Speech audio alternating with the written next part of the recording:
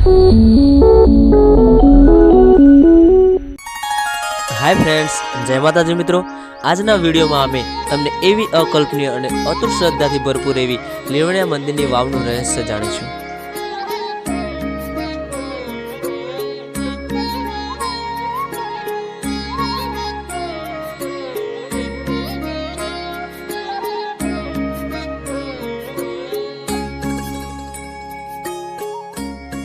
તો લીલવણિયાના રસ્તે જતા એક આ નાનકડું ગામ છે ડોસીઓના મુવાડા।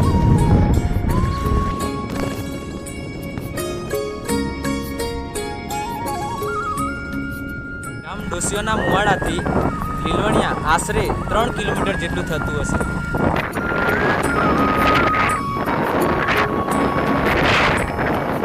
જો ડોસીઓના મુવાડાથી અહીંયા આગાડી સોલર પ્લાન્ટ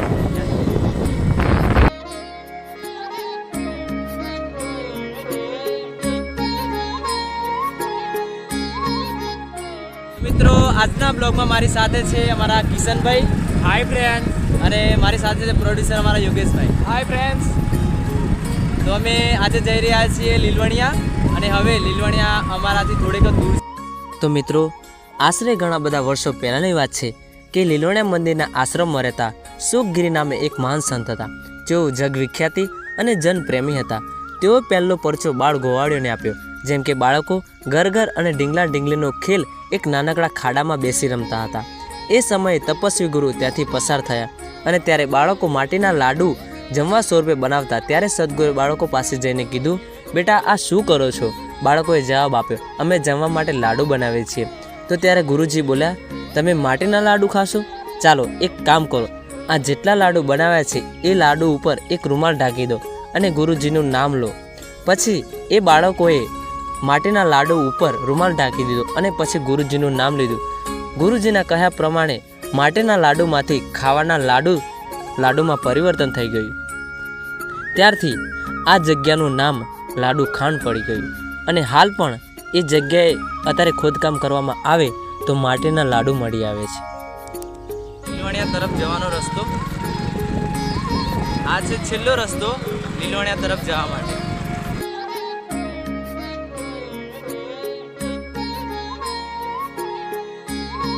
હવે અમે લીલવણિયા પહોંચવાયા છીએ, પણ અહીંયા બકરા વચ્ચે આવી ગયા છીએ। તો કિશનભાઈ શાંતિથી કાઢજો બાઈક।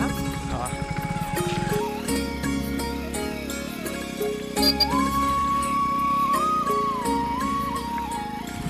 અહીંયા ગેટથી પણ એક તારની વાડ છે।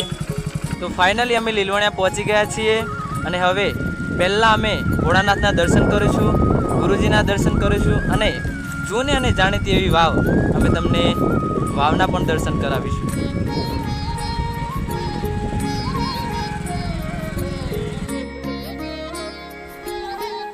તો આ છે મહાદેવનું નાનું મંદિર,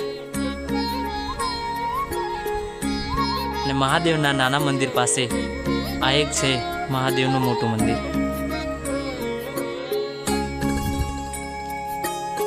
તો મિત્રો, લીલવણિયા બિરાજમાન એવા અમે મહાદેવના તમને દર્શન કરાવીશું। ચાલો મહાદેવના દર્શન।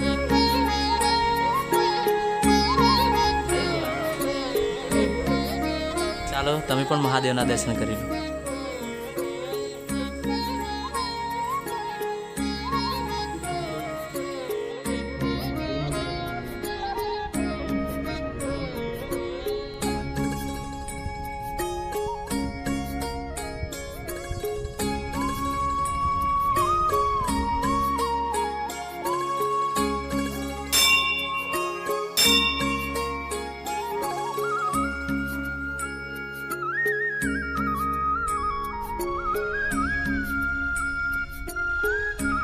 તો મિત્રો, હવે અમે દેવોના દેવ મહાદેવના દર્શન કરી હવે અમે ગુરુજીના મઢુલીએ જઈશું।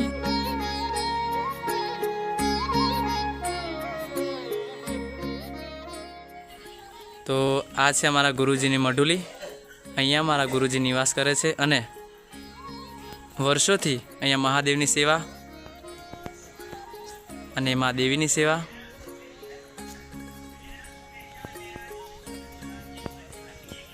આ છે અમારા ગુરુજીનું નિવાસ સ્થાન।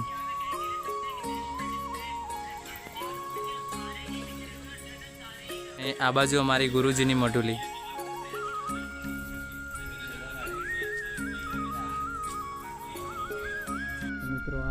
માતાજીની સ્થાનિક ગુરુગાદી.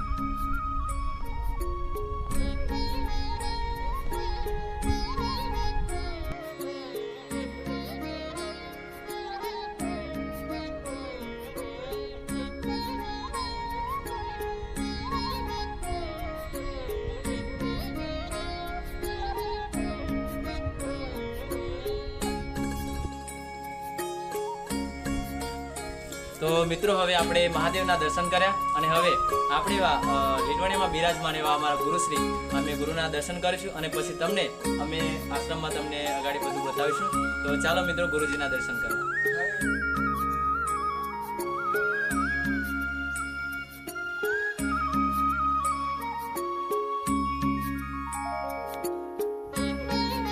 આ છે અમારા લીલવણીયાના અમારા ગુરુ દયાળગીરી ગિરનારી. તો મિત્રો જેમ રામાયણમાં અશોક વાટિકા હતી એમ અહીંયા અમારા લીલવણીયામાં એક લીલવણીયા વાટિકા છે. જુઓ મિત્રો,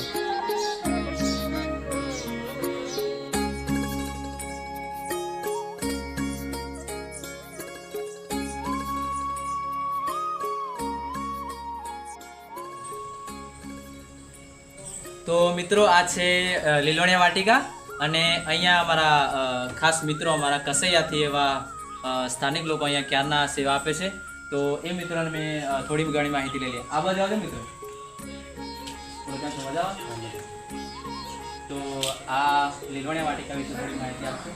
તો આ કેટલા સમયથી અને ક્યારથી? જૂના સમયથી. અહીંયા એમ જૂના સ્થાનિક લોકોને એમ કહેવું છે કે અહીંયા કોઈક વાવ છે, તો આપણે એ વાવને જોવા માટે ક્યાં જવું? તો ચાલો મિત્રો, તો આપણે હવે તમને વાવ બતાવીએ અને વાવના દર્શન કરાવીએ. તો મિત્રો હવે અમે તમને વાવના દર્શન કરાવીશું. તો ચાલો જઈએ હવે વાવ તરફ.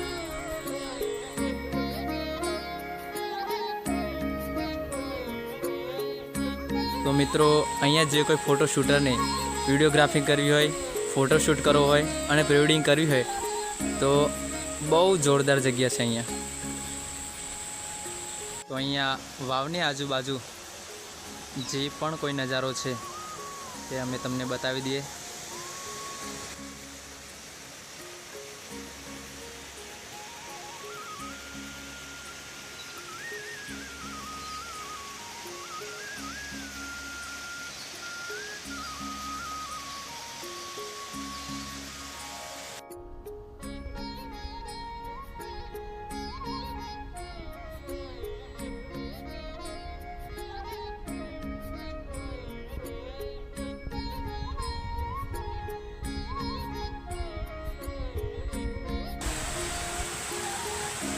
તો મિત્રો હવે અમે વાવના છેલ્લા પગથિયા ઉતરીએ છીએ.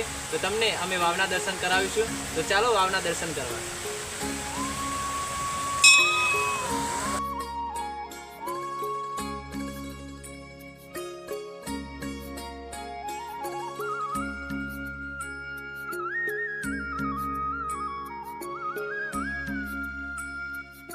તો મિત્રો અમે જે વાવની વાત કરી રહ્યા હતા કે જૂની અને જાણીતી અને પૌરાણિકમાં પણ આ વાવનો ઉલ્લેખ એ વાવ છે આપણી લીલવણીયાની વાવ.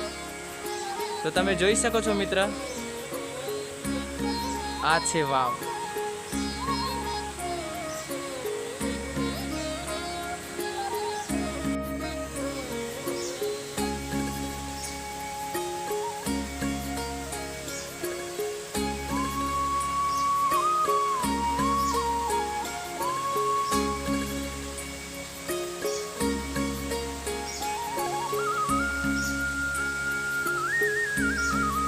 તો મિત્રો આ લીલવણીયા વાવનું એક રહસ્ય છે, જ્યાં લીલવણીયામાં રહેતા ગુરુજીએ અહીંયા જીવંત જળ સમાધિ લીધી છે. તો મિત્રો આજુબાજુ ઝાડોથી અને મોટા મોટા પથ્થરોથી ઘેરાયેલી આ એક વાવ છે, જ્યાં કાળ ઉનાળે પણ આ વાવમાંથી પાણી ખૂટતું નથી. તો મિત્રો અમે તમને જે વાવની વાત કરી રહ્યા હતા એ વાવ આ રહી, જો લીલવણીયા મંદિર. તો તમારે પણ જો આ વાવના દર્શન કરવા હોય અને આ વાવની મુલાકાત કરવી હોય તો તમે જરૂરથી આવજો.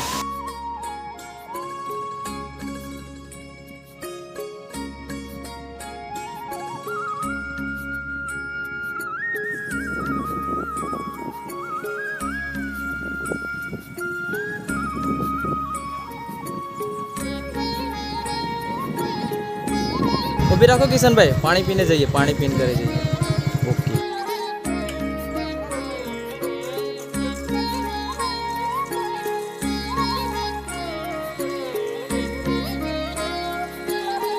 તો મિત્રો, આ હતી લીલવાણિયાની વાવ. અને તમારે પણ જો વાવના દર્શન કરવા હોય તો તમે આવજો લીલવાણિયા. અને ત્યાં સુધી આપણે મળીએ હવે નવા બ્લોકમાં. ત્યાં સુધી જય માતાજી.